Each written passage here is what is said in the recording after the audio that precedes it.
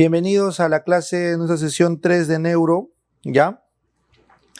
Vamos a conversar de un tema muy importante, que es el más preguntado en los exámenes, ¿ya? Que es convulsiones y epilepsia, ¿ya?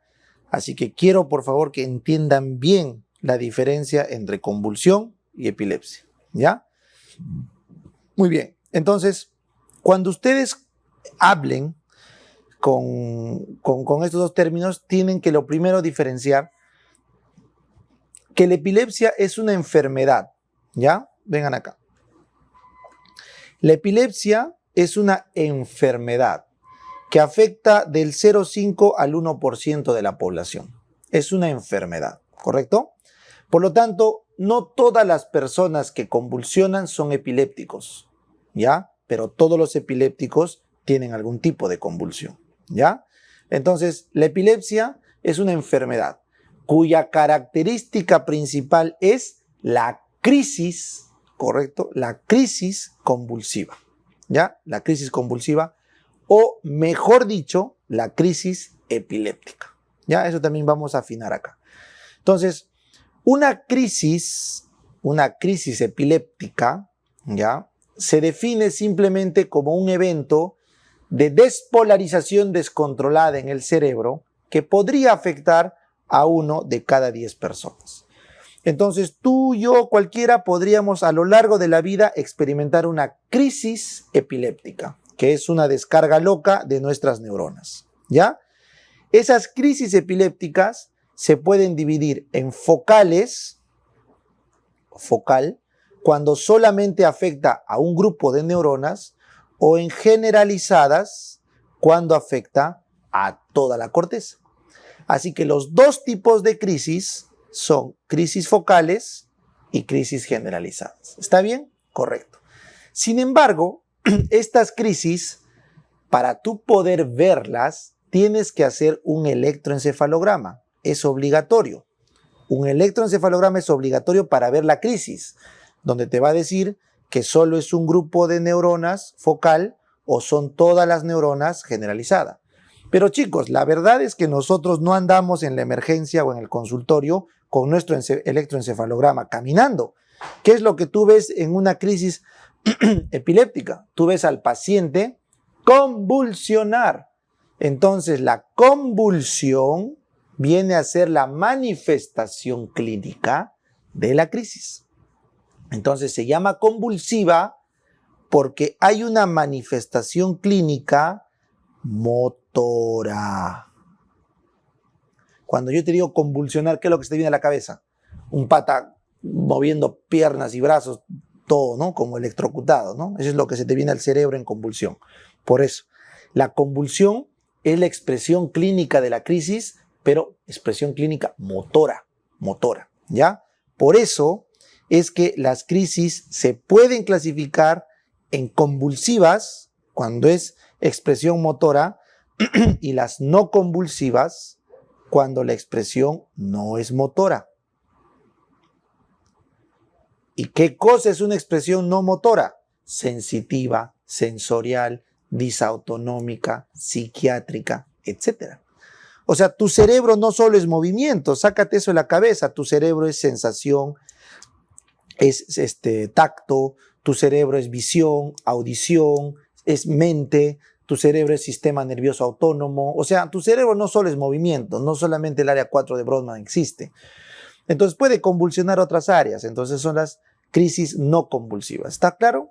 Fácil y todo. Entonces, las crisis desde el punto de vista clínico se clasifican en convulsivas y no convulsivas. ¿Está bien? Entonces las convulsivas, ahora vamos a hacer la subclasificación, pueden ser generalizadas cuando agarraban todo el cerebro o focales cuando agarran una parte del cerebro, ¿no? Entonces las generalizadas tenemos la tónico-clónica, la mioclónica, la tónica solita, la clónica solita o la atónica, que es cuando perdemos tono, y las motoras focales, en caso de focales. Entonces te pongo un ejemplito rápido de cada uno. Doctor, ¿qué cosa es tónica? Tónica es cuando se contrae un grupo muscular. Tónica, ¿ya? porque aumenta el tono, pues. ¿Qué cosa es clónica? Clónica es cuando se relaja y se contrae, se relaja y se contrae, ¿correcto? Clónica, se relaja y se contrae. ¿Qué cosa es mioclónica? Es cuando hay un reflejo mioclónico.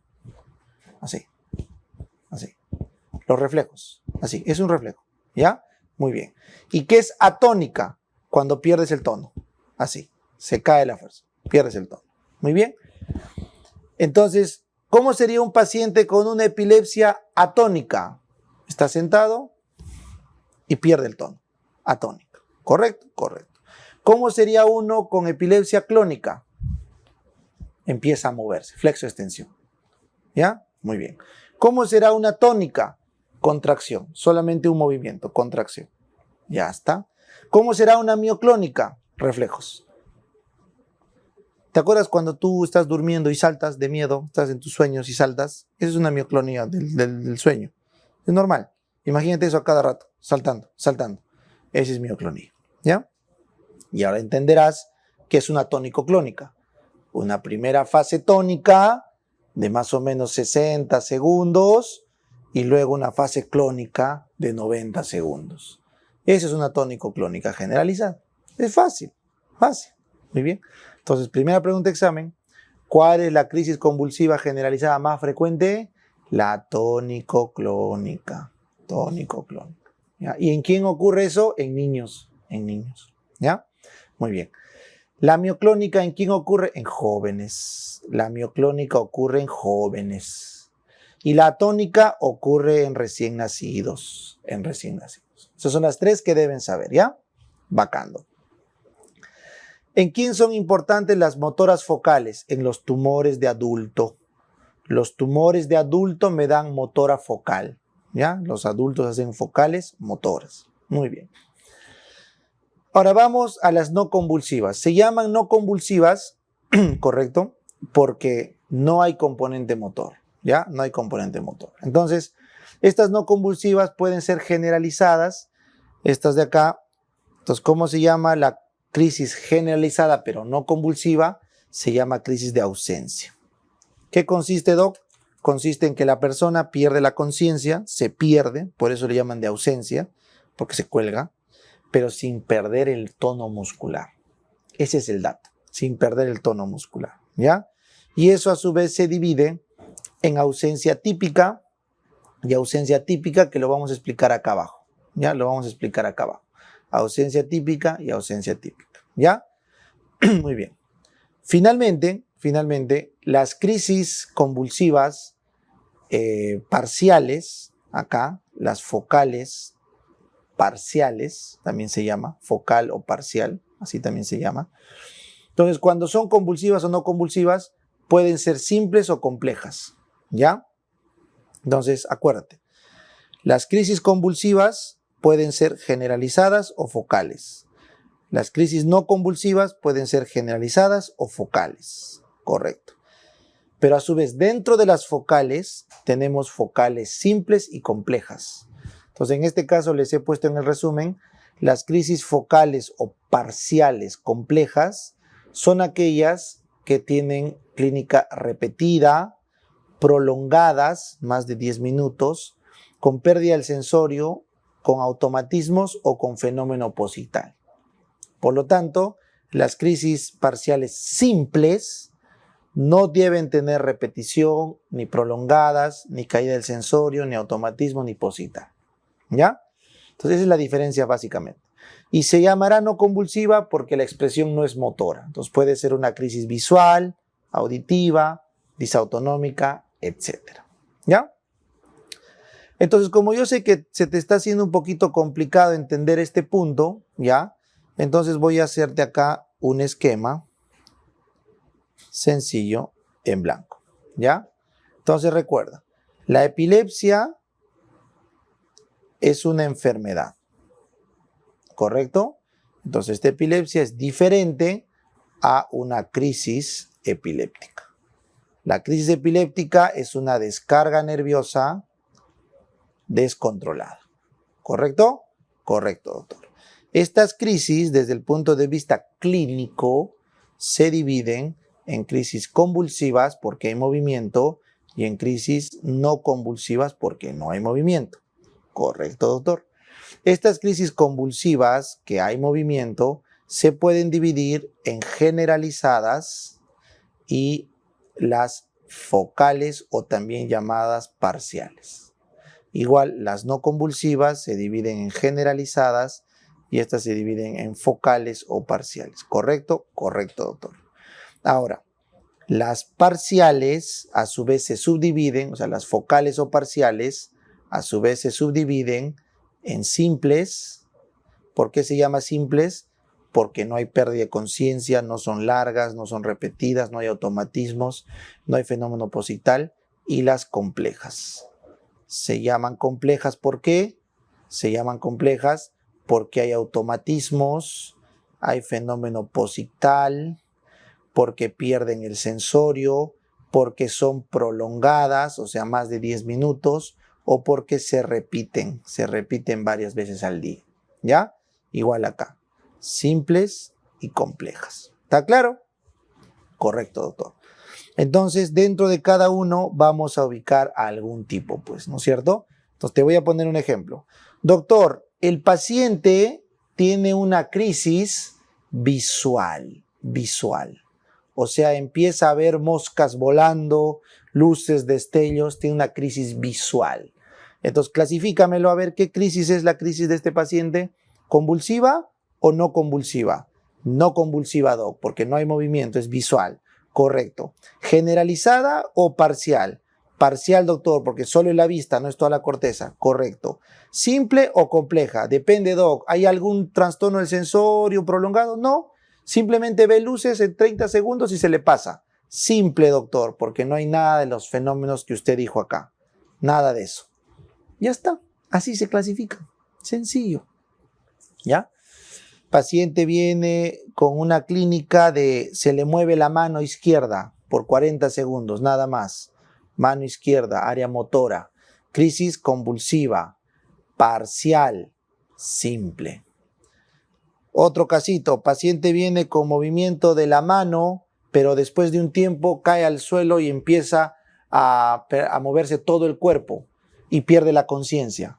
Ah, ya, es una convulsiva, parcial, compleja. ¿Por qué compleja? Porque pierde la conciencia, pero con generalización secundaria. O sea, primero la mano y luego generaliza. Así se llama, parcial con generalización secundaria. ¿Ya? Entonces, así se clasifican las crisis. ¿Ya? Aprende. Muy bien, ya entendí. Entonces, ahora estamos listos para entender cuáles son los tipos de crisis, ¿correcto? Según la edad. ¿Ya?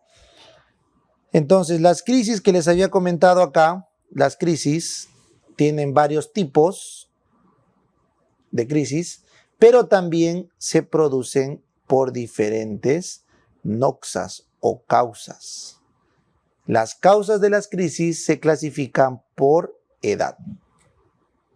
Las causas de las crisis se clasifican por edad, ¿ya? De 0 a 2 años, la principal causa es la hipoxia. Y luego vienen las alteraciones metabólicas. De 0 a 2 años, la hipoxia. Y luego vienen las alteraciones metabólicas. ¿Ya? Muy bien. De 2 a 12 años, las crisis epilépticas suelen ser básicamente febriles o pueden ser idiopáticas. Las idiopáticas son por problemas genéticos de canalopatías. Se heredan problemas en los canales de calcio, sodio, potasio, etc. ¿Ya? De 12 a 18 años predominan las crisis traumáticas por traumatismos, por golpes, porque ya un niño ya va jugando, pues, ¿no? Y también aparecen las idiopáticas, pero en este caso idiopáticas juveniles, o sea, que aparecen en la adolescencia, ¿ya? De 18 a 35 años predominan los traumatismos, los golpes. De 35 a 55 años acá aparecen los tumores cerebrales. Y de mayores de 55, la enfermedad cerebrovascular, los tumores y nuevamente los traumatismos, pero ahora por viejitos porque se caen. Entonces, como te das cuenta, a lo largo de nuestra vida podríamos tener una crisis epiléptica por cualquier causa. Por cualquier causa. ¿Ya? ¿Hasta ahí entendido? Entendido, Doc. Entonces, esto que están viendo acá son las causas que generan esa crisis. Muy bien. Pero, ¿qué pasa, muchachos, si esta causa que genera la crisis empieza a desarrollar lo que están viendo acá, que es un foco? Esto que están viendo acá es un foco epileptógeno. ¿Ya? No vamos a ver ahorita las partes del foco, no quiero complicarles, solamente quiero que entiendan. Entonces, ustedes tienen alrededor una zona del cerebro normal, ¿ya? Esto va a ser la corteza normal, ¿correcto? Alrededor tienen una zona circundante al foco, ¿ya? La zona perifocal. Y lo que está de naranja, esto que está de naranja va a ser el foco epileptógeno, que tiene varias zonas, una zona irritativa, una zona de clínica y una zona gatillo. Bueno, ya, eso no quiero tranquearles. Entonces, este naranja es el foco epileptógeno. Ese foco epileptógeno no se forma de un día para el otro. Ese foco epileptógeno tiene que madurar. Entonces, estas causas que están viendo acá podrían, algunas de ellas, madurar hacia un foco. Podrían, no todas. Entonces recuerda, 10% de las personas pueden convulsionar o hacer una crisis epiléptica por cualquier causa, pero solamente un 1% terminan haciendo un foco epiléptico maduro, y estas serían las personas con epilepsia, que solo afecta a 0,5 o 1% de la población. ¿Está claro? Qué fácil, ¿no? Entonces, dependiendo por qué se formó el foco, tendríamos 3 tipos de epilepsia. A ver, doctor, ¿cuál es eso? La epilepsia idiopática es porque el foco se ha formado por causas idiopáticas. Voy a subrayar. Idiopático, idiopático juvenil, idiopático acá. Entonces, los focos epileptógenos idiopáticos ocurren en antecedentes familiares. Porque hay antecedente familiar ¿de qué? De epilepsia. ¿Se acuerdan cuál era eso? Canalopatías. Entre paréntesis, canalopatías. Problemas de los canales. ¿Correcto? Correcto, doctor. ¿Ya? Muy bien. Luego tenemos el otro, que son las otras causas. Hipoxia, metabólico, traumatismo, tumores, infarto, tumores, traumatismo. Todo eso te da lo que son las crisis o las epilepsias sintomáticas. Se llama epilepsia sintomática, doc, porque el daño que tiene es orgánico.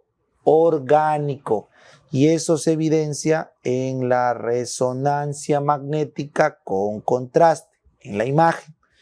Entonces yo puedo ver el daño orgánico, por eso le llamo sintomático, porque ha habido un daño orgánico evidente. Y el criptogénico no le voy a poner nada, porque el criptogénico es cuando sospechas que es orgánico, entre comillas, entre interrogación, pero no te sale nada en la imagen. Eso es el criptogénico, ¿ya? Que son raros. Entonces, ustedes se podrán dar cuenta claramente que el diagnóstico de epilepsia requiere demostrar cualquiera de estos 3 tipos de epilepsia. ¿Está bien?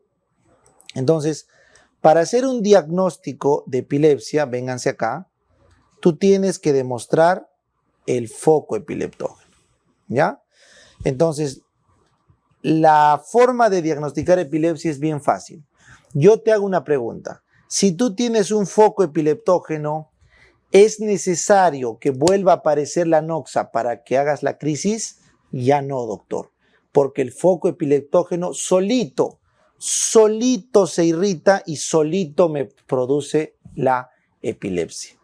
Entonces, la primera o el primer componente para demostrar que hay un foco es que hay 2 o más crisis sin una causa inmediata que la explique. Primer criterio para epilepsia, 2 o más crisis de la nada, sin una causa específica que la genere. ¿Ya? Muy bien. Segundo criterio, es el criterio número 1, color rojo. Segundo criterio, el paciente tiene que tener un electroencefalograma para demostrar que hay una alteración intercrítica. O sea que su electroencefalograma está alterado de fondo, porque el foco epileptógeno siempre te va a botar una señal anormal. Entonces, ¿cómo yo lo detecto al foco epileptógeno? Con un electroencefalograma. Segundo requisito para una epilepsia, que hay un electroencefalograma patológico. Bacán, doc. Y con color negro, tercer requisito, tener la lesión en la imagen. Tengo que tener una imagen, una resonancia magnética con contraste para poder decir que hay un daño orgánico sintomático o que si no hay nada, eso es un idiopático. Así que la resonancia sirve para ver si es que es orgánico o es idiopático. ¿Ya? Ya les dije que cuando sospecho que es orgánico pero no me muestra nada la imagen, es criptogénico. ¿Ya? Muy bien. Entonces creo que con esto ustedes ya van a hablar con propiedad. Entonces te pregunto, Juancito estaba manejando su moto y se choca. Se choca, se cae al piso, se golpea la cabeza. Y producto de ese golpe empieza a convulsionar. ¿Juancito es epiléptico? No. Tiene una crisis epiléptica del tipo convulsiva. ¿Por qué? Por traumatismo. Ya está. Pero Juancito se va a su casa porque se le pasó su crisis, no llegó a más, ahí queda.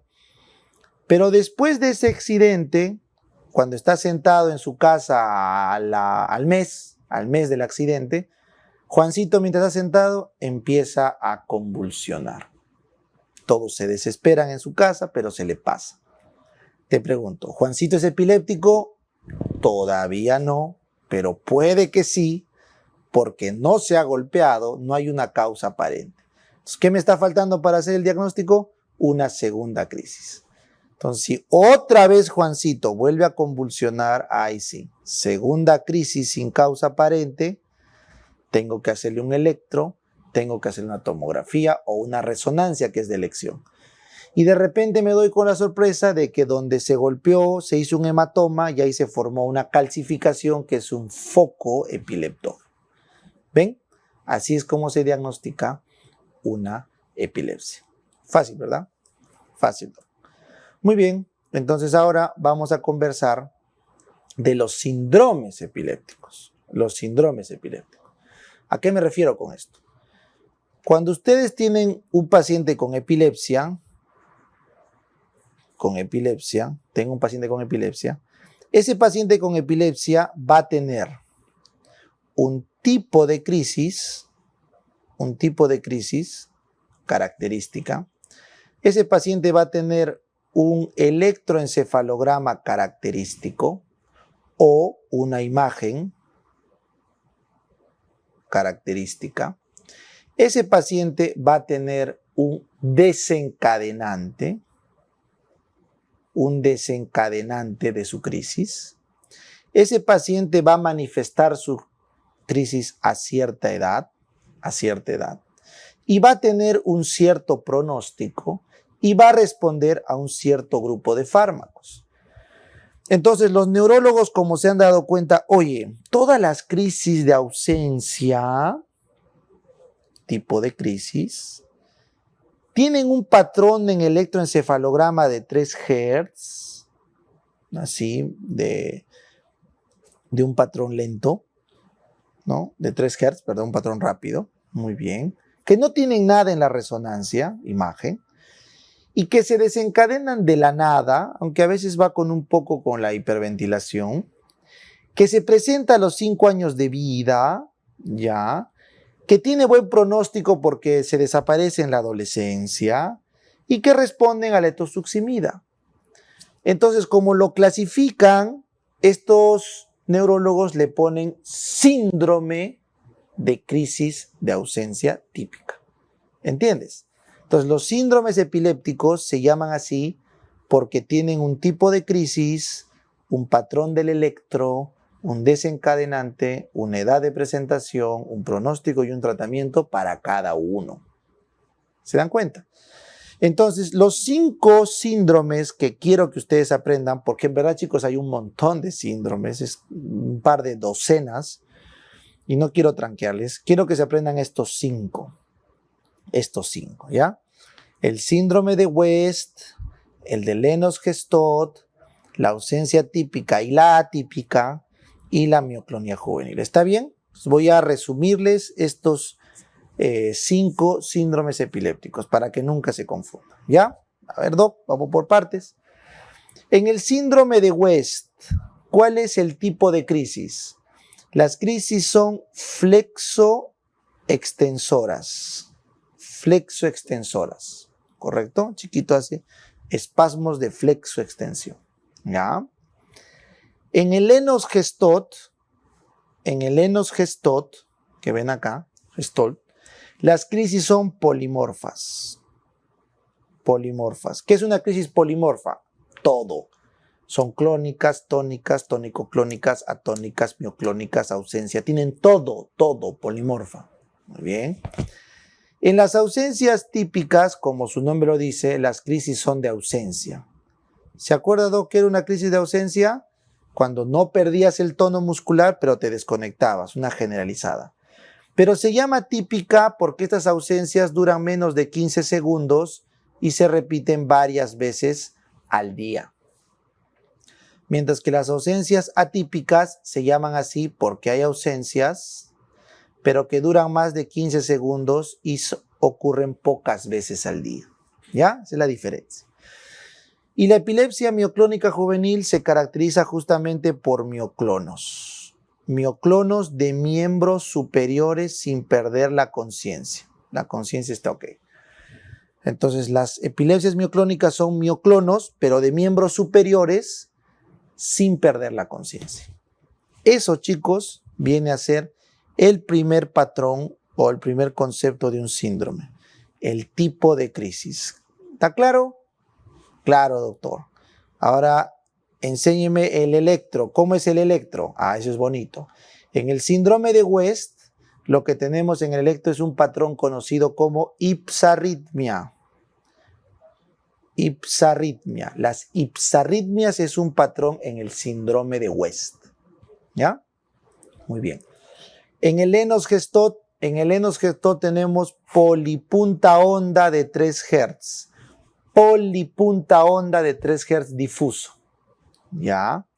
En la ausencia típica tenemos punta onda de 3 Hz. Y en la ausencia típica punta onda menor a 3 Hz. Así que ese es el patrón específico.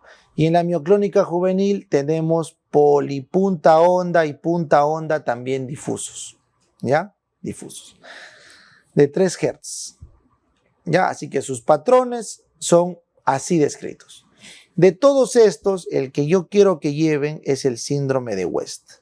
El síndrome de West tiene ipsarritmias y la ausencia típica tiene punta onda de 3 Hz. Eso sí quisiera que se acuerden. ¿Ya? Total, no estamos en un tema de neurología avanzada, ¿no? Ya está. Desencadenante, doctor. ¿Cuál es el desencadenante? Bueno, en el síndrome de West parece que todo ha sido por una hipoxia. Los pacientes hacen encefalopatía hipóxico-isquémica al nacer y ese parece que es el foco que ocasionó todo. ¿Ya? En el caso de Lennox-Gastaut son la complicación de los síndromes de West. Cuando el síndrome de West no mejora, evoluciona Lennox-Gastaut. ¿Ya? La ausencia típica, estos son idiopáticos. Estos son idiopáticos, ¿ya? Y se ha visto que son problemas de los canales de calcio lentos. Son idiopáticos y se ha visto que son alteraciones de los canales de calcio de corriente lenta diencefálica, ¿ya? Canales de calcio de corriente lenta diencefálica, ¿ya? La mioclónica juvenil se ha visto también que es idiopática, pero su desencadenante sí está bien estudiado. Parece que estas se manifiestan cuando hay consumo de alcohol, cuando hay problemas en el patrón del sueño. Los estímulos lumínicos intermitentes y la hiperventilación. Se ha visto que los pacientes mioclónicos juveniles desencadenan su crisis cuando toman, cuando duermen poco, cuando se estimulan por estímulos electrolumínicos intermitentes, ¿no? Así como los flashes, ¿no? Y cuando tienen hiperventilan, cuando baja su CO2, cuando hiperventilan. Esos son sus desencadenantes. Muy bien, entonces con eso ya está el patrón de qué fue lo que ocasionó esta clínica. ¿Ya? La edad, con color azul, la edad, o con moradito. El síndrome de West ocurre básicamente en los primeros meses de vida, ¿ya? En los primeros meses a los primeros años de vida, ¿correcto? Entonces suelen ser niños menores de 2 añitos. Entre 2 meses y 2 años se manifiesta, ¿ya? Muy bien. En cambio, el Lennox-Gastaut suele ocurrir en niños de 2 a 5 años. Por ahí más o menos se manifiesta, ¿ya? La ausencia típica ocurre entre niños de 5 a 10 años. La ausencia atípica en niños de 9 a 13 años. Ojo, son rangos, ¿ah? Son rangos que pueden tener márgenes de más o menos, ¿ya? Y la mioclónica juvenil suele ocurrir alrededor de los 13 hasta los 19 años en los adolescentes, ¿ya? Entonces, acá vamos a ponerle 12 años, ¿ya? De 9 a 12 años, para ser un poquito más exactos.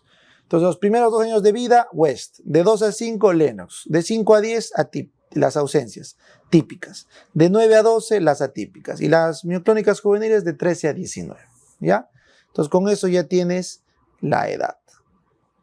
La edad. Muy bien, muy bien. Ahora vamos al pronóstico y al tratamiento. El síndrome de West es mal pronóstico.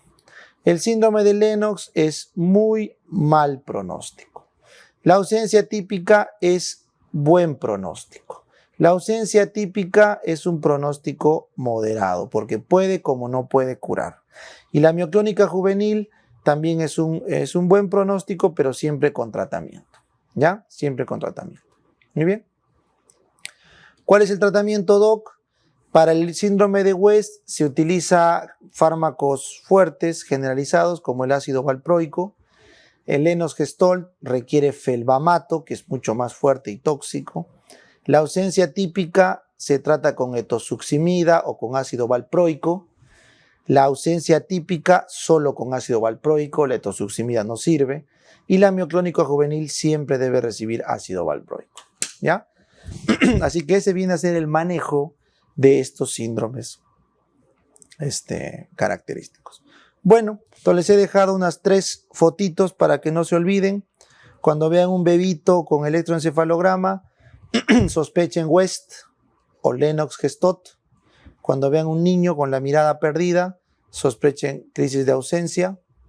Y cuando ven a un joven con mioclono de miembro superior, sospechen epilepsia mioclónica juvenil, ¿ya? Epilepsia mioclónica juvenil. Entonces, eso sería los síndromes epilépticos que ustedes deberían manejar, ¿ya? Los síndromes epilépticos que deberían manejar. Muy bien. Ahora toca un tema especial que no lo hablé, que lo pasé muy rápido, que es la convulsión febril, ¿ya? Entonces, ustedes recuerdan acá que les puse como una causa, correcto, en la infancia, la fiebre, ¿no? Pero la fiebre no lo puse como causa de epilepsia, sí, pues, porque no causa epilepsia, solo causa crisis. Entonces, la crisis febril, de lejos, es la crisis más frecuente que tienen los niños, de lejos, ¿ya? Entonces, eso es lo que vamos a estudiar ahora. La convulsión o crisis febril. Ahora, tú me preguntarás, ¿y por qué se llama convulsión febril? Es que siempre es motora. O sea, la crisis febril siempre es motora. Ya, esa es la verdad. Por eso le vamos a llamar convulsión febril. Entonces, ¿en qué consiste? Eso tienes que saber, por favor. Es muy, muy, muy importante que lo tengas claro. La crisis o convulsión febril tiene que ocurrir en un niño neurológicamente sano. O sea, el chiquito no puede tener un problema orgánico en su cerebro. No puede haber sufrido de hipoxia al nacer, nada. Tiene que ser neurológicamente sano. ¿Ya? Correcto, doctor. Lo segundo. Estos niños, para hacer convulsión febril, suelen estar entre los 6 meses de vida y los 5 años. Ese es el rango de edades más probable donde encuentra una convulsión febril. Es difícil verlo en menos tiempo, ¿correcto? Y también es difícil verlo en mayor edad. Entonces, ese es el rango. De los cuales, de los 18 a los 24 meses es el pico máximo de incidencia, ¿correcto? El pico máximo de incidencia es de 18 a 24 meses. Y tú te preguntarás, ¿por qué? Lo que pasa es que estos niños, cuando tienen estos grupos etarios, ahí en esa edad, acuérdate, 2 años de vida, su sistema inmune ya desarrolló, porque pasado el año de vida el sistema inmunológico ya es bien fuerte, entonces hacen respuestas inflamatorias fuertes con fiebres altas. Pero su barrera hematoencefálica todavía no está tan formada, o sea, tan madura. Entonces, entre el año y medio y los 2 años, una infección viral, que es la tercera causa, la tercera característica, una infección viral, que son frecuentes, suelen hacer una reacción febril intensa y esa reacción febril suele dar convulsión. Por eso, los pacientes con convulsión febril suelen tener infecciones virales previas, sobre todo virales, ¿ya? Y la clínica ocurre temprano. En las primeras 48 a 72 horas de la noxa se produce la convulsión. Es más, en muchos casos es el primer signo que aparece, la convulsión. Entonces, cuando a ustedes se les ocurra hablar de una convulsión febril, lo que deben tener claro es que tiene que ser un niño sano desde el punto de vista neurológico, que esté en ese rango de edad, que tenga una infección sobre todo viral y que la convulsión sea uno de los primeros signos en aparecer de la enfermedad. Porque si me dicen que no es un niño sano o que tiene otra edad o que es una infección bacteriana o que la clínica de la convulsión apareció 48 horas después de los primeros síntomas de la enfermedad, eso no es una convulsión febril. Eso puede ser una meningitis, eso puede ser una sepsis, eso puede ser un tumor cerebral, puede ser una epilepsia, o sea, no es febril. ¿Está bien? Así que esos 4 criterios, por favor, tienen que tenerlo claro. ¿Ya? Muy bien. Y ahora vamos a los tipos. Las convulsiones febriles se dividen en simples y complejas. ¿Ya? Simples y complejas.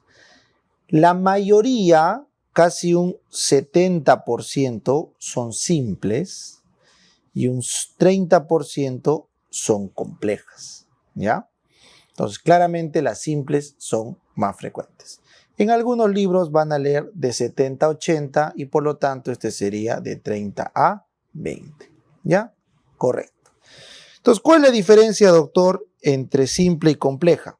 Bueno, te voy a borrar esto para ponerlo arriba, ¿ya? Porque estamos en orden. Entonces, 70 a 80, 30 a 20. Lo que pasa es que la frecuencia de abajo se refiere a la frecuencia de las crisis. Bueno, ¿ya? Entonces la frecuencia o prevalencia, vamos a marcarlo así, prevalencia, ¿ya? De cada tipo. No se olviden que la convulsión febril puede afectar hasta un 15% de todos los niños. Ojo, es bastante. Hasta un 15% es bastante, ¿ya? Y el 50% a más de las crisis de los niños son febriles. Ojo, ojo, entiendan eso. De cada 100 niños, 15 pueden hacer una convulsión febril. De cada 100 convulsiones febriles, de cada 100 convulsiones en los niños, más de la mitad son febriles. Por si acaso, son dos cosas distintas. Muy bien, esta crisis, convulsión febril simple, su duración tiene que ser corta. ¿Qué es corta? Menos de 15 minutos. Y la compleja dura más de 15 minutos. ¿Correcto? ¿Y por qué, doctor? Porque la convulsión febril simple suele ser en un cerebro totalmente sano, mientras que la compleja puede ocurrir en cerebros que ya tienen focos epileptógenos que no los puedes ver o no los has notado. Entonces, como hay un foco epileptógeno, es probable que la fiebre haga que la crisis perdure, ya más de 15 minutos. Muy bien. ¿Cómo es el tipo de convulsión? Bueno, como en la crisis simple, la convulsión es por culpa de la fiebre, básicamente en un cerebro sano. La fiebre, ustedes saben que viaja por la sangre, porque la temperatura viaja por la sangre. Entonces, la sangre baña todo el cerebro, entonces la crisis es tónico-clónica generalizada. Tónico-clónica generalizada. ¿Entendieron? En cambio, las crisis febriles complejas, como ven, la fiebre puede que no llegue o active todo el cerebro, porque no es el caso, sino la fiebre lo que está haciendo es alterar ese pequeño foco que está ahí. Entonces, la crisis compleja, como tiene un foco probable, entonces su tipo de convulsión, ¿cómo va a ser? Parcial. Su tipo de convulsión es focal o también llamada parcial. ¿Me entiende? Ya, Doc, tiene sentido. Finalmente, como la convulsión febril ocurre en todo el cerebro, lo agotas por completo, entonces su frecuencia es una sola vez al día. Solamente hay una convulsión por día, seguido de la fiebre, pues, ¿no es cierto? En cambio, la compleja, como lo que hay en el fondo es un foquito probable que está generando la crisis, entonces tienes más de una vez al día la posibilidad de hacer una crisis. ¿Ven? Finalmente, si es que es un tema de cerebro sano, no hay fenómeno posictal, porque no hay ningún foco, pero si es compleja, sí hay fenómeno posictal. ¿Qué es un fenómeno posictal? Somnolencia, letargo, puede ser una parálisis posictal de TOD, o sea, se paraliza el miembro superior, se llama parálisis posictal de TOD, puede haber alguna alteración, de repente la memoria, no se acuerda lo que pasó, etc. Así que sí hay fenómeno posictal, sobre todo el famoso fenómeno posictal de TOD, una parálisis de TOD, ¿ya? Entonces, ustedes se pueden dar cuenta acá claramente que la diferencia principal entre una convulsión febril compleja y una convulsión febril simple radica en que, a pesar que el niño es sano, está en esta edad, tuvo una infección viral y es lo primero que se manifiesta, en la convulsión simple el cerebro no muestra signos de un potencial foco epileptógeno.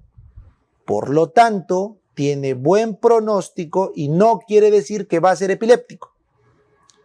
En cambio, en la compleja, el que sea duradera, el que sea parcial y el que tenga varias veces al día y tenga fenómeno posictal, me dice que probablemente hay un foco que se está manifestando por la fiebre. Entonces, estos chicos sí tienen un ligero riesgo de ser epilépticos y por lo tanto requieren estudios a detalle, resonancia, electroencefalograma, cita con el neurólogo, etc. En cambio, estos chicos de acá no te importa, les das de alta porque su cerebro está normal. Claro, la mamá se le va a ir el mundo encima de doctor, mi hijito es epiléptico. No, señora, tranquila. La siguiente, si le da fiebre y convulsión otra vez, le podemos dar su diazepam rectal, no se estrese. Se le va a pasar. No, doctor, mi hijo es epiléptico. No, lo que pasa es que su barrera hematoencefálica está madurando. Tranquila, señora. Pero si es una compleja, tienes que decirle, sí, señora, su hijo puede ser epiléptico. Hagámosle tomografía, resonancia, electroencefalograma y mandémoslo al neurólogo para que lo evalúe. Esa es la diferencia. Por eso tú tienes que saber diferenciar una convulsión febril simple de una convulsión febril compleja. ¿Está claro? Claro, doc. Muy bien. Entonces, con eso hemos terminado nuestra primera lámina de crisis. Y ahora toca conversar de algo muy importante que es el manejo. Ya, el manejo. Así que, nuevamente, volviendo a nuestra diapositiva anterior, tiene que quedar muy claro la diferencia entre convulsión o crisis epiléptica, que es el nombre más correcto, y la epilepsia como enfermedad. Entonces, ustedes tienen que estudiar el tratamiento de la epilepsia y el tratamiento de la crisis epiléptica. Entonces vamos a empezar con el tratamiento de la crisis epiléptica, ¿ya? Entonces vénganse acá, tratamiento de la crisis epiléptica. Entonces, yo les pregunto, la primera crisis de una persona, ¿se trata a? No, no tratamiento. Entonces, las recomendaciones dicen que la primera crisis epiléptica que tiene una persona no se debe tratar. No se debe tratar porque va a remitir en algunos pocos minutos. Usualmente en 2 minutos como máximo remiten las crisis parciales, generalizadas, etc. No habría que tratar, no habría que tratar. ¿Está claro? Correcto. Sin embargo, esta primera crisis tiene el pequeño riesgo de volverse un estatus epiléptico, ¿ya? Entonces, esta primera crisis o bien puede repetirse o bien puede continuar por mucho tiempo sin recuperar la conciencia. Entonces, en estos dos escenarios, si es que se repite o continúa sin recuperar la conciencia, entonces ahí sí nos plantea la duda de que podríamos estar entrando a un estatus epiléptico, ¿ya? Entonces vengan acá la definición de estatus. Estatus epiléptico es una convulsión, una crisis que dura más de 30 minutos sin remitir o 3 o más crisis sin recuperar la conciencia. ¿Correcto? Entonces, la definición clásica, tradicional, de hace muchos años de un estatus epiléptico es una crisis que dura más de 30 minutos ininterrumpidamente o 3 o más crisis seguidas sin recuperar la conciencia. Entonces, cuando uno está en la definición de estatus epiléptico, estamos frente a una verdadera emergencia neurológica, ya que un 60% de estas personas van a quedar secueladas. 60% van a quedar secueladas. Entonces, tú tienes que evitar a toda costa llegar acá. Por eso la pregunta que les hago es bien sencilla. ¿Habrá que esperar media hora o 3 crisis sin recuperar la conciencia para iniciar tratamiento? ¿Te parece lógico esperar que el estatus esté establecido sabiendo que deja secuela para empezar tratamiento? No, Pedoc, es absurdo. Correcto, es absurdo. Por lo tanto, el manejo del estatus es preventivo. El manejo del estatus es preventivo. O sea, buscamos evitar llegar a un estatus. ¿Está bien? Pero Doc, usted acaba de decirme que la primera crisis no se trata. Correcto. Entonces la prevención viene a partir de la primera crisis. Entonces lo que dicen las guías es, si es que ya hay un segundo episodio, estamos a uno más de volverse 3, deberíamos tratar. O si la crisis dura más de 5 minutos, si es que es tónico-clónica generalizada, o más de 10 minutos, si es que es cualquiera del resto de tipos de crisis. O sea, la evidencia manda ahorita que más de 5 minutos convulsionando, pero del tipo tónico-clónica generalizada, debemos ir a tratamiento de estatus preventivo. O más de 10 minutos convulsionando en otro tipo, por ejemplo una focal, debemos entrar a potencial estatus. Así que, desde el punto de vista práctico, toda persona que ya se le repite una crisis o que tiene más de 5 minutos convulsionando en una tónico-clónica generalizada, debería ir a tratamiento preventivo de estatus. O sea, sí o sí hay que medicar. ¿Está bien? Correcto. Entonces, los neurólogos o la gente de la emergencia va a tener factores de riesgo que van a determinar si es que es posible o no que esto ocurra. Por ejemplo, si el paciente tiene un tumor en el cerebro, muy probablemente que ocurra. Si el paciente ha tenido un golpe fuerte que ha causado la convulsión, probablemente que repita. Si el paciente ha tenido una hemorragia, probablemente que repita. O sea, hay muchas causas orgánicas, la mayoría, que hacen sospechar al neurólogo que sí va a repetir, así que le arrancan tratamiento. Sin embargo, hay otros casos en los que probablemente no sea necesario iniciar tratamiento y hay que esperar a que se repita objetivamente la crisis o que dure más de 5 minutos para arrancar tratamiento. ¿Está bien? Correcto, doctor. Sin embargo, existen unas medidas iniciales que siempre deben hacerse. Entonces, toda persona que está con una crisis convulsiva, su primer episodio, deberíamos hacer lo siguiente. Primero, deberíamos sospechar una hipoglicemia.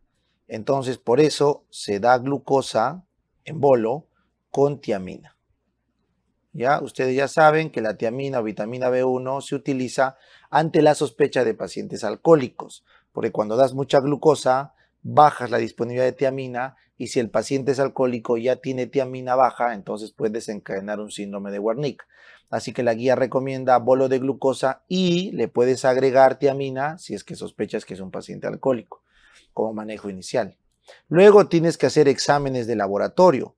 Claro, se deben hacer exámenes de laboratorio para dosar sobre todo electrolitos, correcto, sodio, calcio, dosar glucosa, creatinina, etcétera, para ver si es que no hay un problema metabólico de fondo causante de esta convulsión, ¿ya?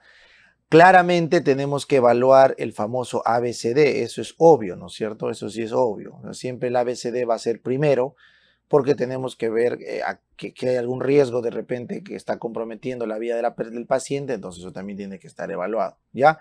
Y es importante la evaluación neurológica detallada, ¿correcto?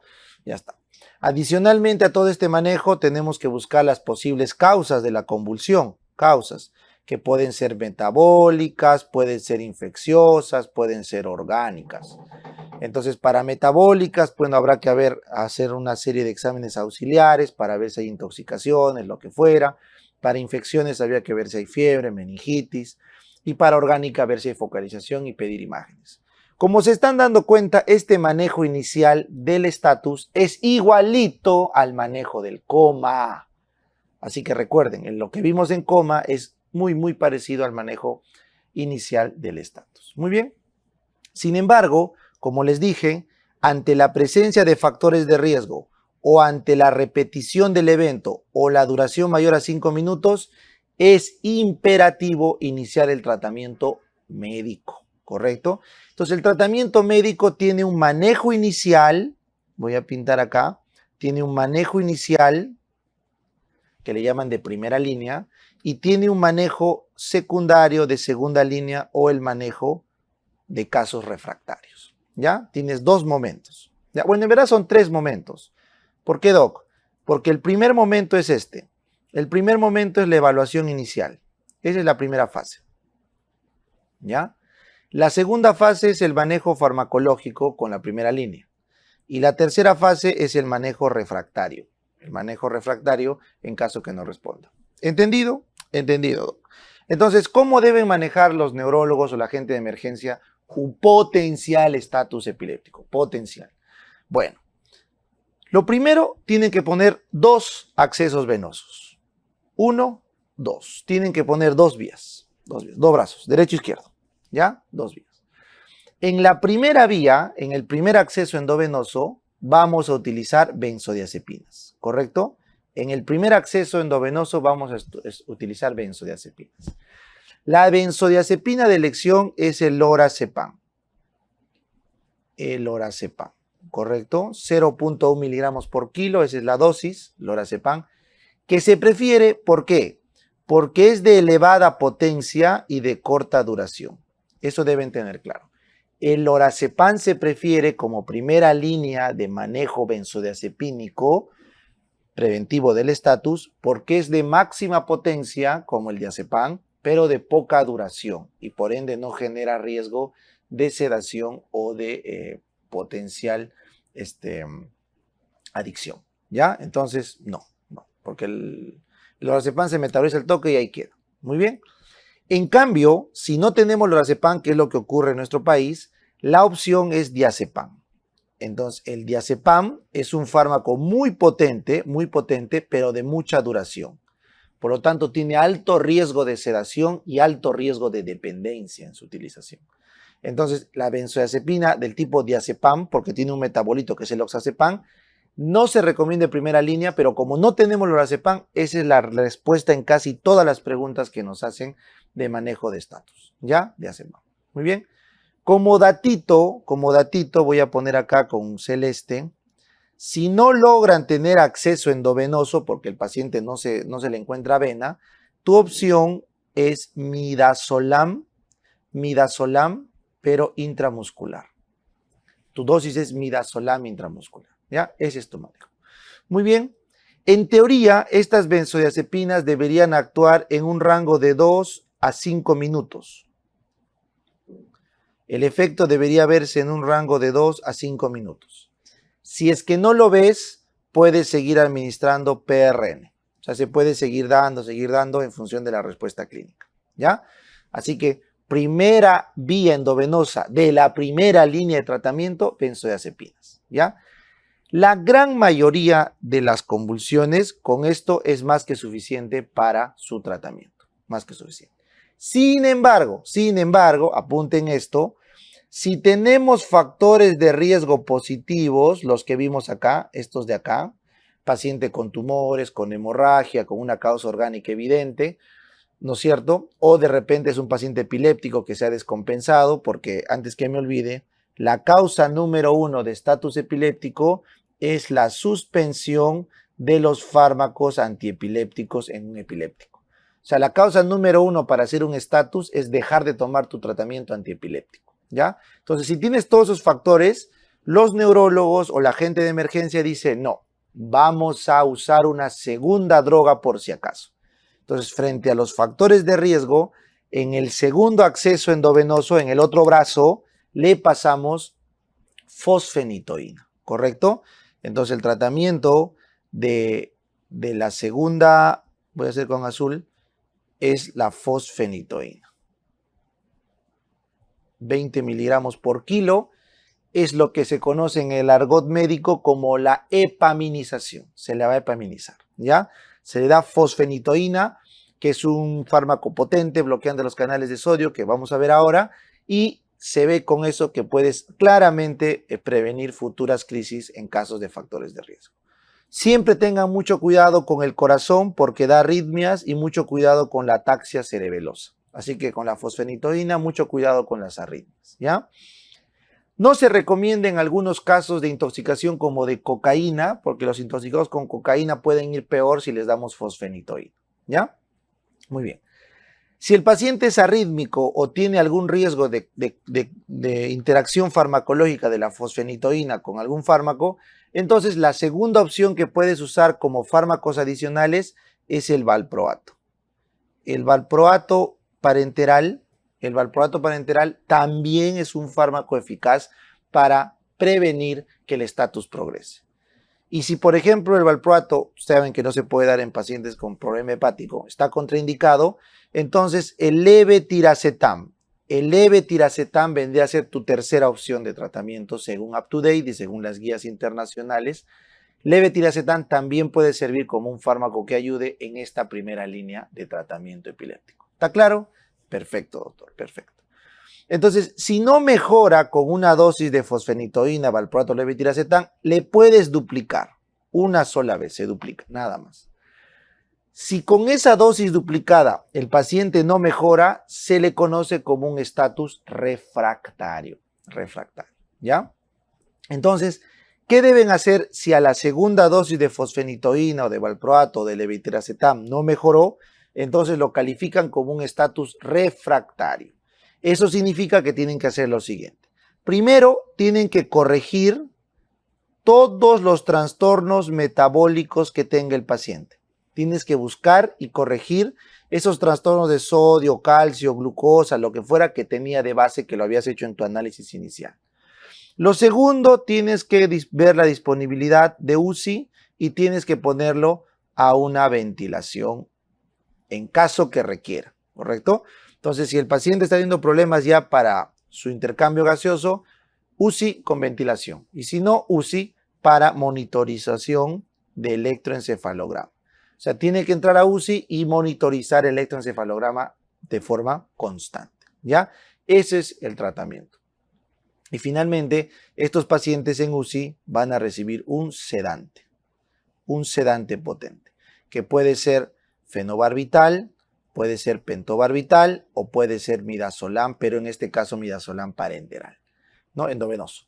Entonces, si es que el paciente hace estatus refractario porque no respondió al manejo de primera línea, corregimos metabólico, UCI, posible ventilación mecánica, monitoreo electroencefalográfico continuo y sedante, fenobarbital, pentobarbital o midazolam. Y eso ya es manejo del usiólogo, ¿ya? Estas personas refractarias, como les dije, son las que van a tener las secuelas. Estos ya son los que muy probablemente van a quedar secuelados. ¿Ya, chicos? Entonces, entendieron la lógica del algoritmo del manejo de un potencial estatus epiléptico.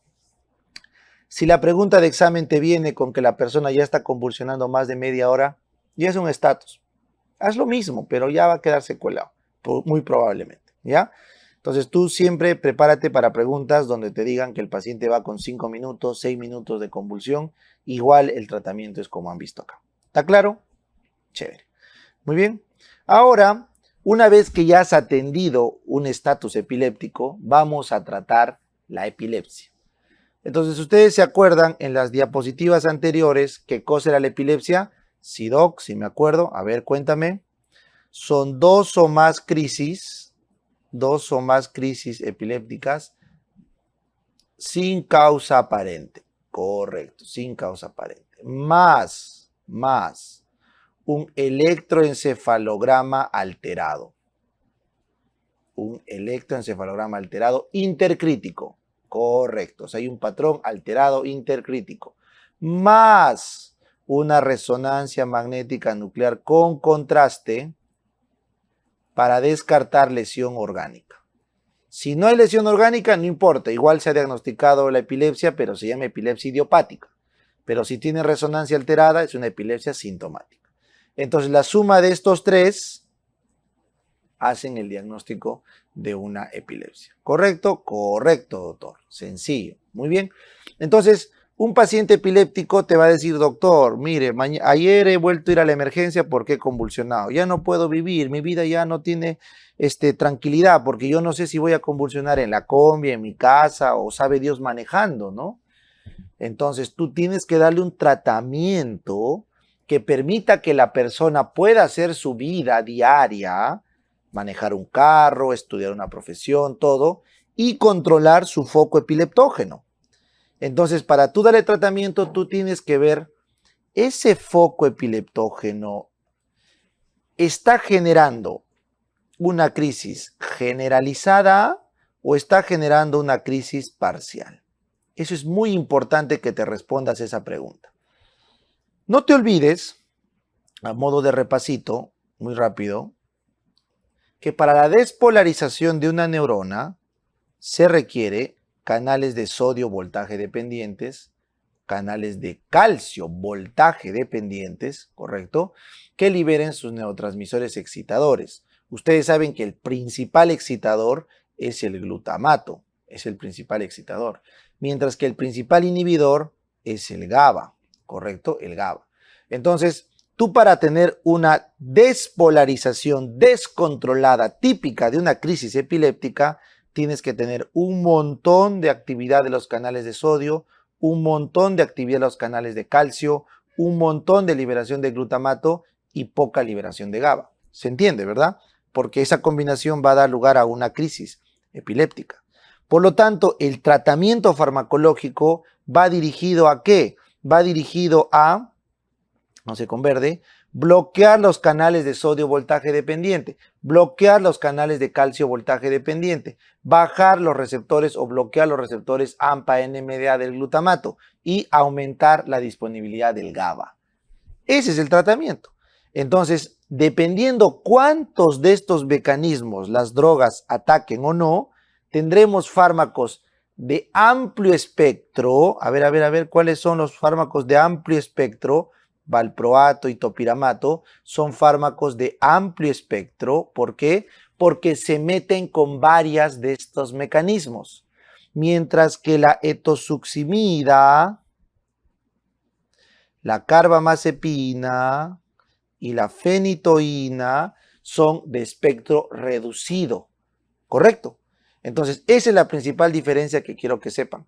Y por lo tanto, cuando la crisis es parcial, se recomienda tratar con carbamazepina, fenitoína, gabapentina y otros fármacos de espectro reducido. Y cuando la crisis es generalizada, se recomienda valproato, topiramato. Y un caso particular son las crisis de ausencia que son generalizadas, que se pueden tratar con etosuximida, que es un fármaco de espectro reducido. Es como que la excepción, ¿no? Ustedes saben que en medicina siempre hay excepciones, ¿no? Entonces, ese es como que nuestro dato raro, así que lo voy a pintar con color negro, ¿ya? Con color negro porque a pesar de ser una generalizada, está requiriendo un fármaco de espectro reducido. ¿Está claro? Sencillo, doctor, sencillo.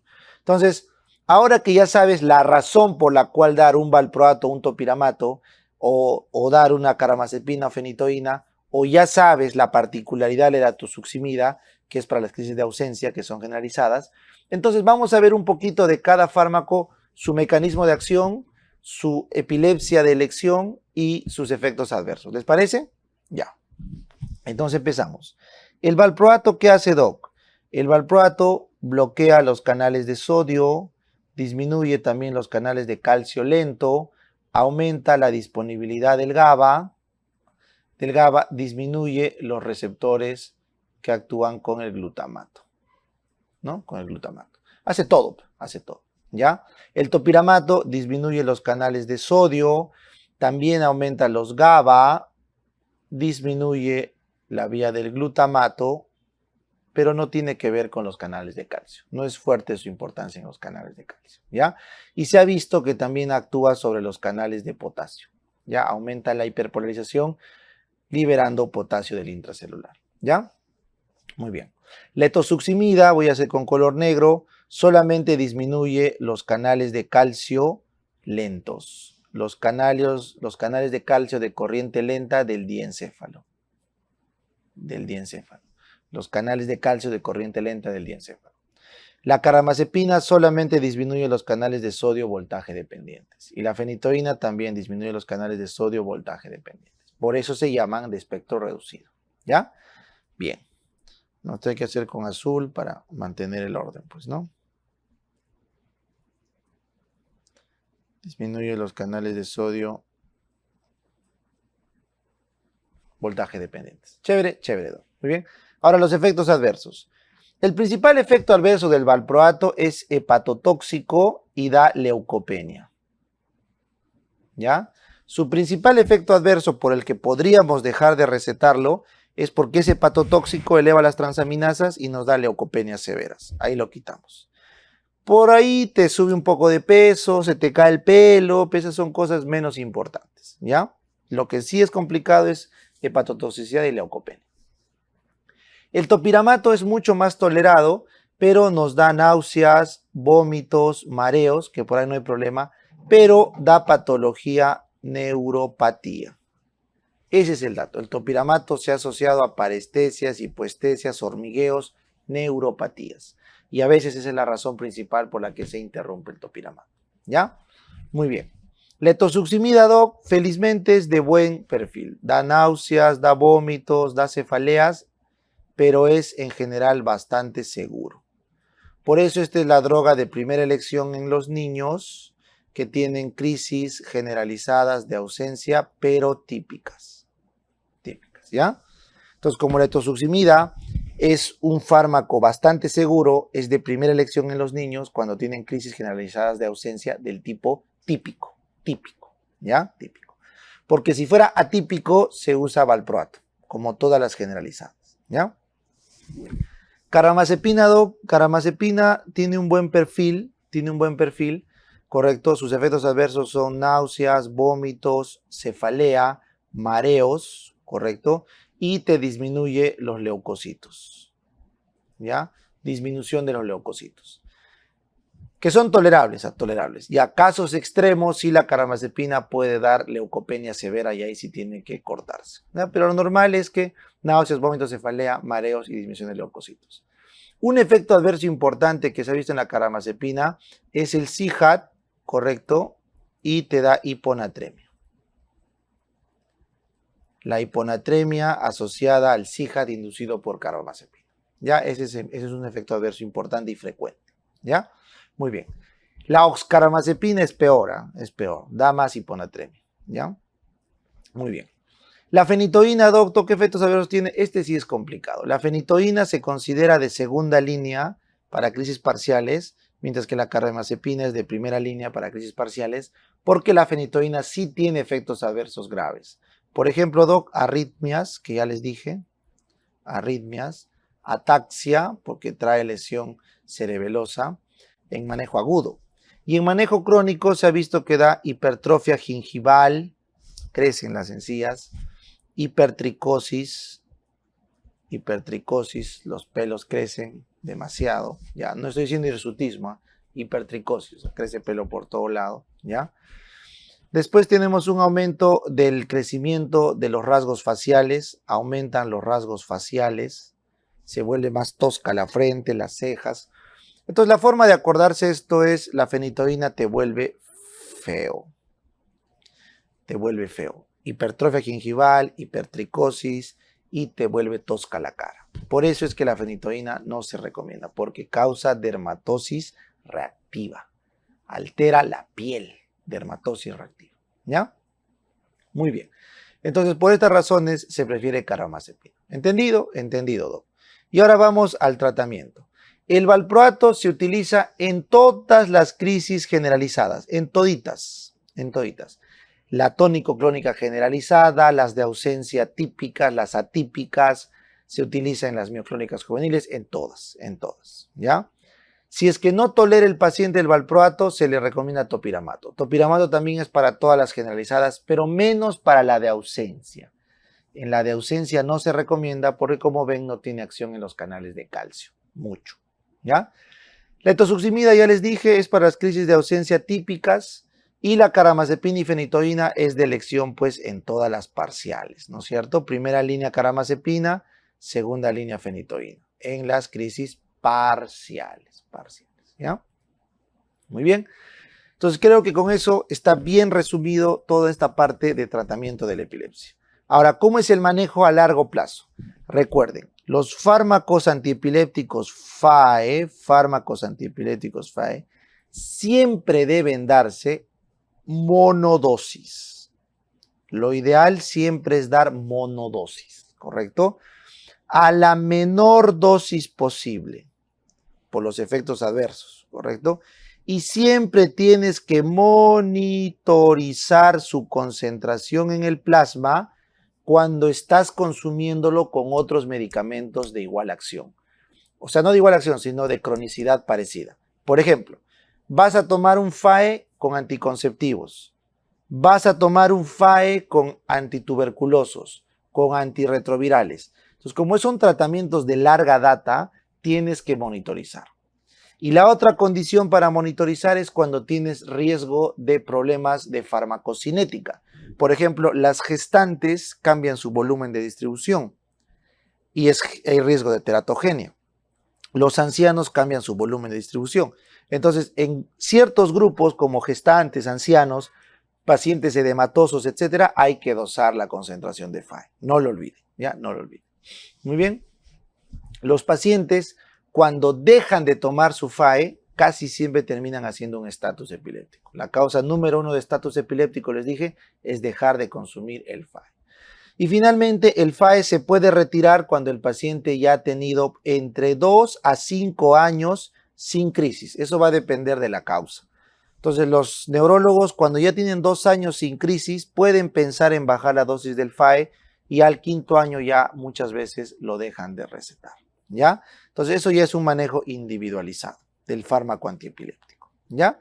Muy bien, no se deben combinar FAEs, ¿Por qué no debo combinar? Porque potencio el efecto o reduzco el efecto, ya que los FAEs suelen ser inductores o inhibidores enzimáticos, ¿ya? ¿Quiénes son inductores enzimáticos?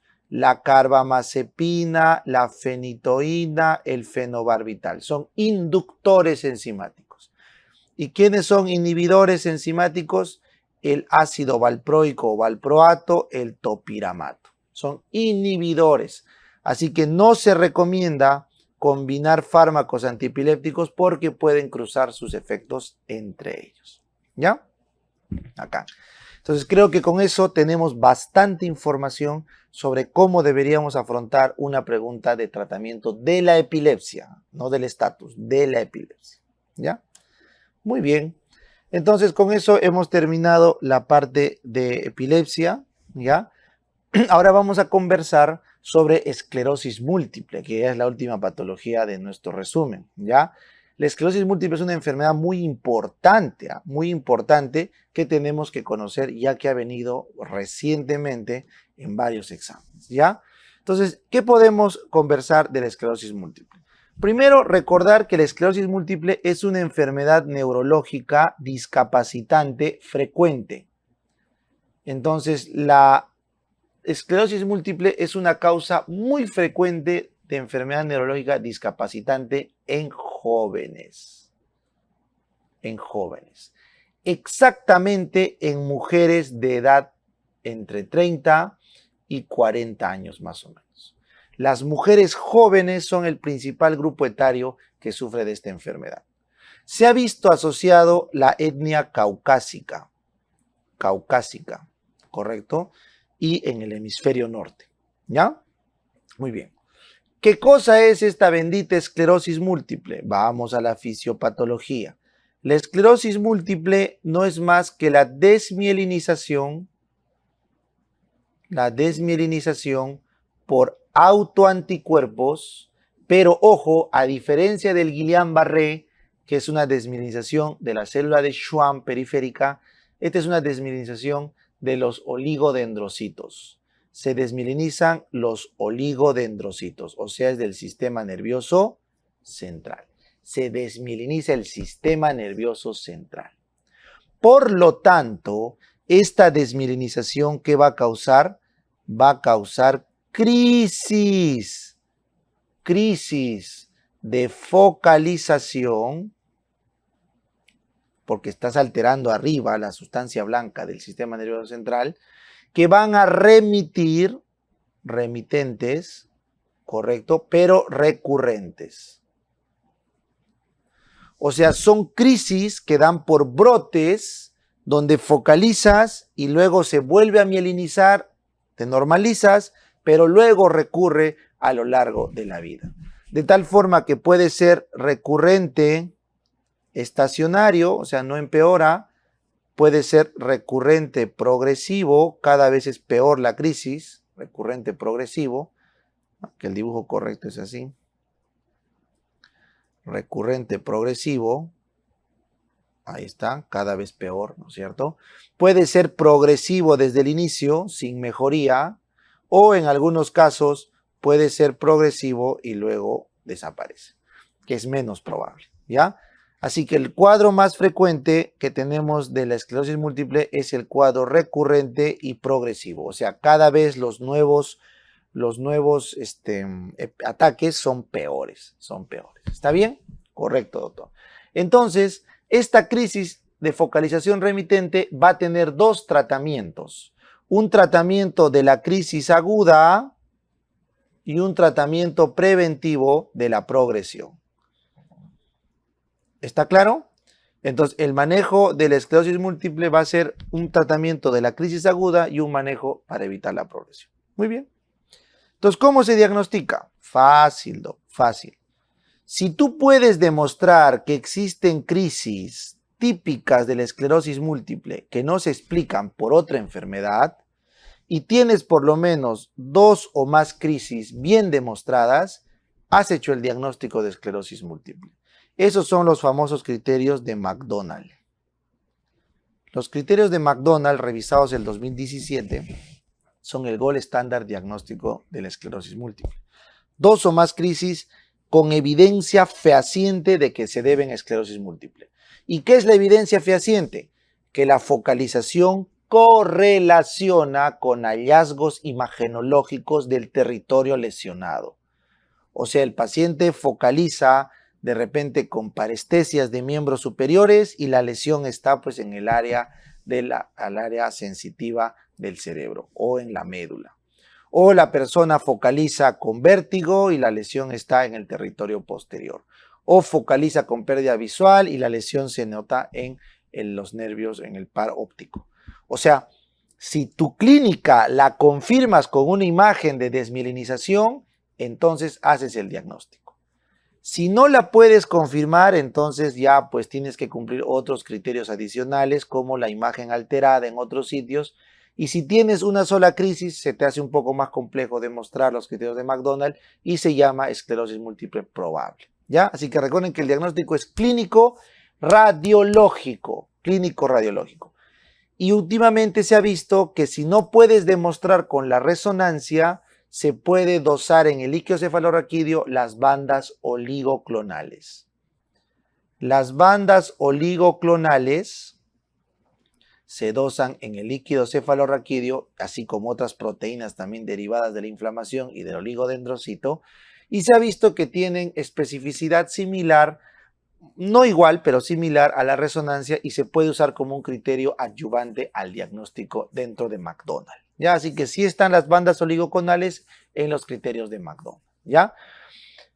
Pero lo más importante es la crisis. Entonces acá les he traído la lista de los cuadros de focalización más frecuentes en una paciente con esclerosis múltiple. Y digo una porque esto es típico de mujeres. ¿Ya? Y antes que se me olvide, como son desmielinizaciones por autoanticuerpos, es probable que una chica con esclerosis múltiple tenga otras enfermedades autoinmunes, otras de las que conocen en el espectro de la reumatología. Bueno, entonces, doctor, ¿cuál es el primer tipo o el más frecuente de los tipos de crisis que vamos a ver en los brotes de estas chicas? Los problemas sensitivos de los miembros, tanto superior como inferior, ocurren en casi la tercera parte de casos. Parestesias, hormigueos, pérdida de sensibilidad, eso es lo más frecuente que van a encontrar, tanto en miembro superior como en inferior. ¿Correcto? Correcto. En segundo lugar, van a tener una pérdida visual, ¿correcto? Hay una pérdida visual unilateral, una amaurosis. La paciente deja de ver por un ojo y, ojo, toda pérdida visual, toda amaurosis en una mujer joven es esclerosis múltiple hasta que no pruebes lo contrario. ¿Ya? Es esclerosis múltiple. Estas chicas de la nada les empieza a doler el ojo, ¿correcto? Les empieza a doler el ojo al movimiento y dejan de ver producto de la inflamación que están sintiendo una neuritis retrovulvar que las deja ciegas por un buen tiempo y luego recuperan poco a poco la visión.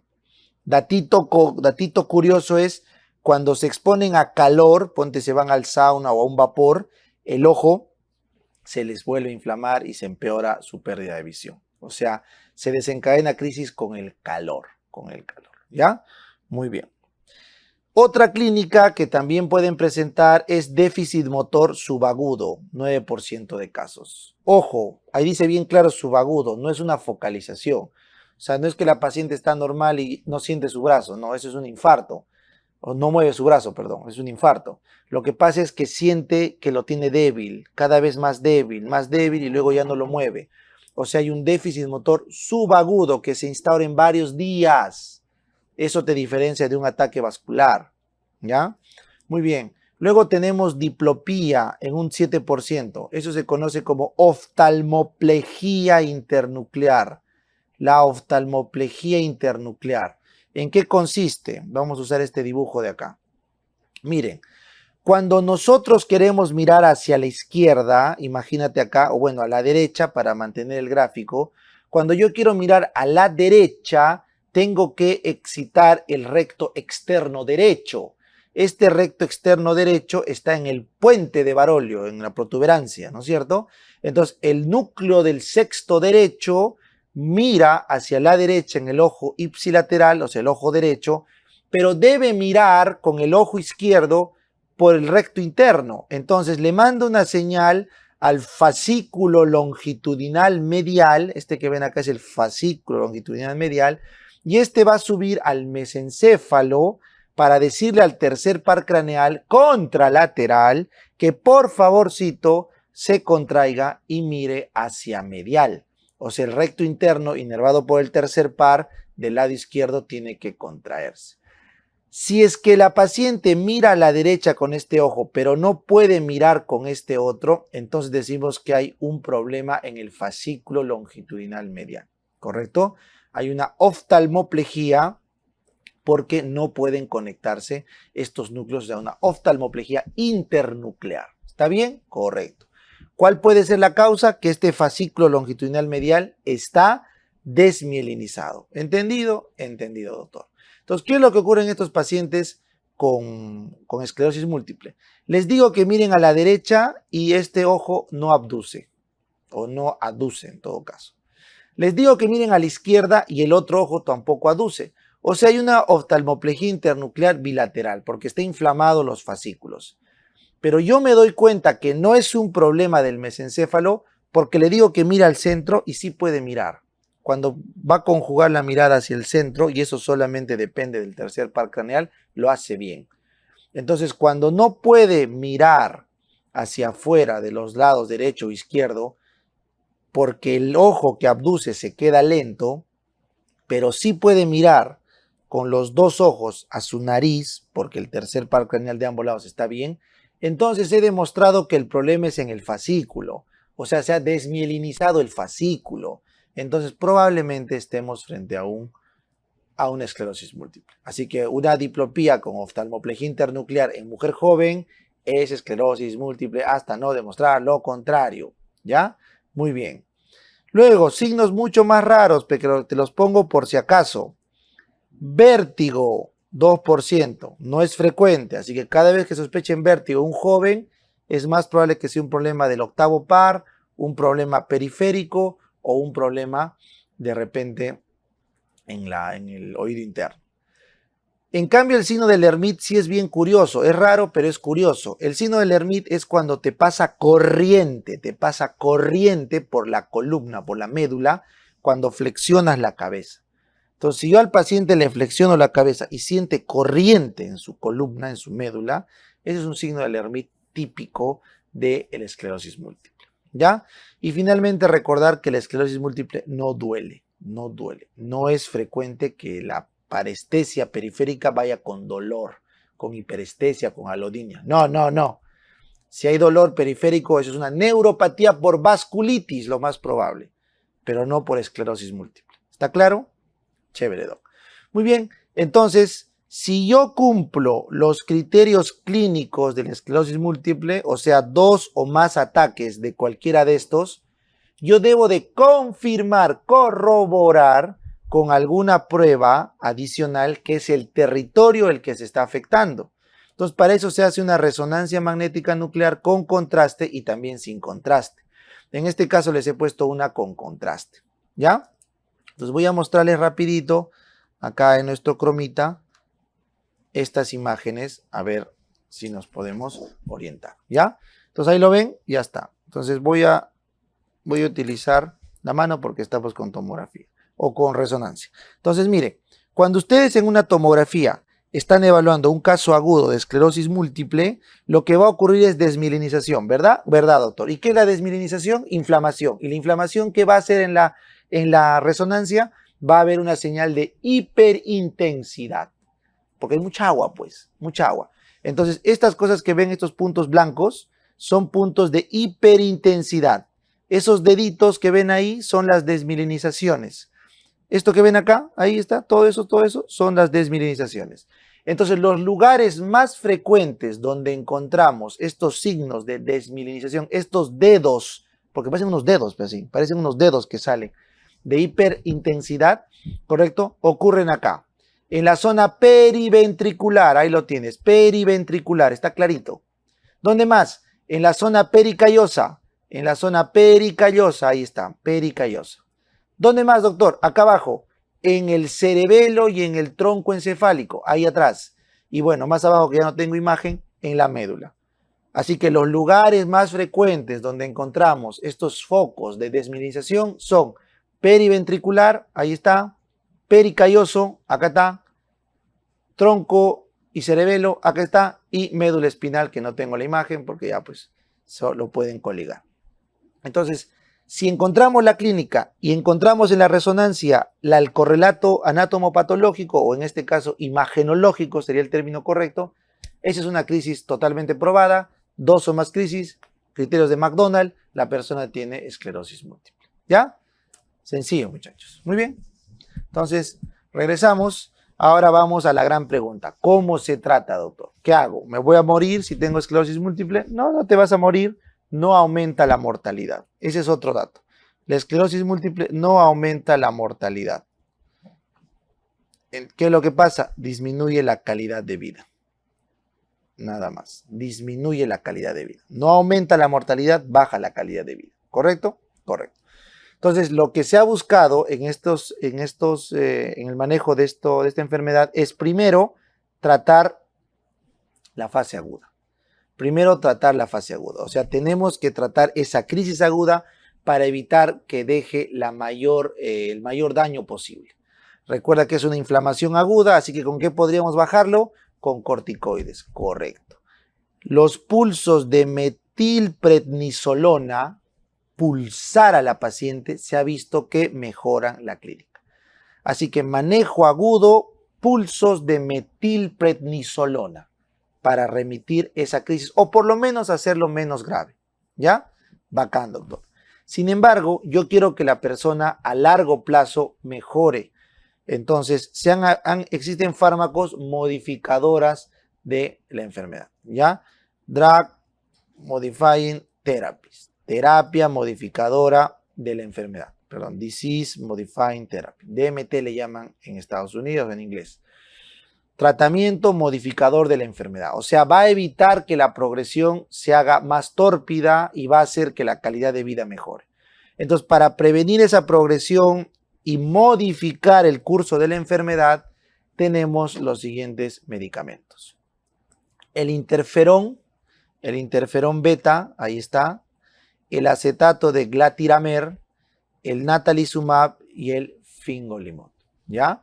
Entonces, cada uno tiene un mecanismo especial, así que yo les pido un poquito acá de imaginación para que puedan entender qué es lo que ocurre. ¿Está bien? Está bien, doctor. Entonces, para eso yo necesito un pequeño espacio acá para explicarles cuál es la lógica. Entonces, ustedes saben que en el cerebro, ahí lo tienes, estas son las neuronas, ¿no es cierto? Ahí están. Muy bien. Entonces, todas las neuronas en el sistema nervioso central, ustedes saben que son mielinizadas por los oligodendrocitos. Entonces, un oligodendrocito, ahí lo voy a dibujar, mieliniza a varias neuronas. No olviden eso. Un solo oligodendrocito puede mielinizar a varias. Entonces, la enfermedad de la esclerosis múltiple es los autoanticuerpos contra la mielina que producen estos oligodendrocitos. ¿Correcto, doctor? Pero ustedes bien saben, chicos, que estas neuronas están bien protegidas por la barrera hematoencefálica. ¿Y ustedes recuerdan cuál era la célula que cuidaba acá? Claro, doc, ¿cómo me voy a olvidar? El astrocito. El astrocito protoplasmático era una célula especial que formaba la barrera hematoencefálica. Se pegaba al vaso y a la neurona y no dejaba que pase nada. Correcto. Entonces yo te pregunto, ¿cómo es que van a pasar los linfocitos al cerebro? No hay forma, tienen que migrar. Entonces, en los ganglios linfáticos es donde se forman los linfocitos T, ¿correcto? Que van a terminar migrando para generar la inflamación. Entonces, el tratamiento en la enfermedad de la esclerosis múltiple radica básicamente en evitar que estos linfocitos se formen o en evitar que migren y evitar de esa forma que destruyan la mielina. ¿Correcto? Correcto, doc. Entonces, los primeros fármacos en estudiarse fueron los interferones. El interferón beta, que puede ser el del tipo 1 alfa o el 1A, perdón, o el 1B. Interferón beta, ustedes saben que es un fármaco que potencia la respuesta inmunológica. Entonces, se ha visto que administrando interferón beta del tipo 1A o del tipo 1B, que son simples modificaciones de aminoácidos del interferón beta natural, se ha visto que mejora la esclerosis múltiple. ¿Por qué mecanismo? No se sabe. No se sabe. Así que es un hallazgo que se usó, pero no se sabe. Actualmente los interferones son los fármacos que menos van a modificar la enfermedad. No son los fármacos más óptimos para modificar la enfermedad, ¿ya? Pero ahí está. Sí, se han utilizado, no se sabe cómo funcionan, pero ya, funcionan. Bueno. Luego tienes el acetato de glatiramer, este de acá. El acetato de glatiramer, acuérdate, yo me acuerdo así, con G de engaño, engaña, ¿ya? Glatiramer engaña. ¿Engaña qué? Engaña al linfocito T. El acetato de glatiramer es una combinación de aminoácidos que se parece a la mielina del sistema nervioso y engaña la presentación de antígeno. Entonces el linfocito T tiene dificultad para reconocer la mielina y aparentemente no se vuelve autorreactivo. O sea, la función del glatiramer es hacer de antígeno para alterar el reconocimiento patológico de nuestra propia mielina, ¿ya? Y en vez de activar los linfocitos destructivos, el glatiramer activa los linfocitos supresores y evita que se haga una respuesta contra esa mielina. ¿Está bien? Bueno, ¿cómo lo hacen? Es un mecanismo que no se sabe. Pero lo que sí se sabe es que es una réplica del antígeno de la mielina que en vez de activar los linfocitos citotóxicos, activa los supresores y mejora la inflamación. ¿Ya? Muy bien. Luego tienes el fingolimod. Esto le voy a cambiar de color porque este sí es moderado. O sea, el fingolimod sí puede modificar la enfermedad un poquito mejor que el resto. El fingolimod, acuérdate, evita la fuga. Acuérdate, F de fuga. El fingolimod bloquea el paso del linfocito a la barrera hematoencefálica. Evita la diapédesis. Entonces el fingolimod evita la fuga del linfocito. Por lo tanto, protege. ¿Ya? Protege la liberación. Y en verdad, acá el punto exacto sería acá, ¿ya? Antes que la barrera hematoencefálica, ¿ya? Antes que la barrera hematoencefálica, que sí tiene efecto, el efecto principal del fingolimod es evitar siquiera que este linfocito T salga del ganglio, ¿correcto? Entonces evita que el linfocito salga del ganglio, o sea, lo bloquea desde antes. Entonces, ese es un trabajo del fingolimod. Como te darás cuenta, tomar fingolimod ya te está comprometiendo tu respuesta celular, porque no está dejando que los linfocitos puedan salir, ¿no es cierto? Muy bien. Y finalmente, el natalizumab hace lo mismo. El natalizumab es un monoclonal que evita justamente que la diapédesis se dé para que puedan pasar al sistema nervioso central. Entonces, el natalizumab sí es un medicamento, y lo he pintado con otro color, que sí modifica bastante el curso de la enfermedad. El natalizumab sí evita bastante que progrese porque evita que los linfocitos alcancen, lleguen al sitio de acción dentro del cerebro. Así que el natalizumab vendría a ser el mejor fármaco, luego el fingolimod y luego el resto. ¿Ya? ¿Para qué? Para modificar la progresión de la enfermedad. Hay un problema. El problema es que el natalizumab, al no dejar que haya respuesta linfocitaria hacia el cerebro, nos predispone a infecciones virales cerebrales graves como el virus JC. Entonces, una de las principales complicaciones del natalizumab es la sobreinfección por virus de JC, la leucoencefalopatía multifocal progresiva por virus JC. O sea, es como un paciente que tiene SIDA por inmunosupresión, pero solo a nivel del cerebro, porque solo tiene infección por JC, o sea, una inmunosupresión cerebral. Entonces, ese es el peligro de tomar natalizumab. Por eso los neurólogos tienen que manejar con cuidado estas drogas y ver qué van a dar y qué no van a dar, dependiendo de la gravedad de las crisis. ¿Ya? Muy bien. Entonces, espero que con eso les haya servido nuestro resumen de esclerosis múltiple. Hemos terminado ya con esto nuestro repaso, ¿no es cierto?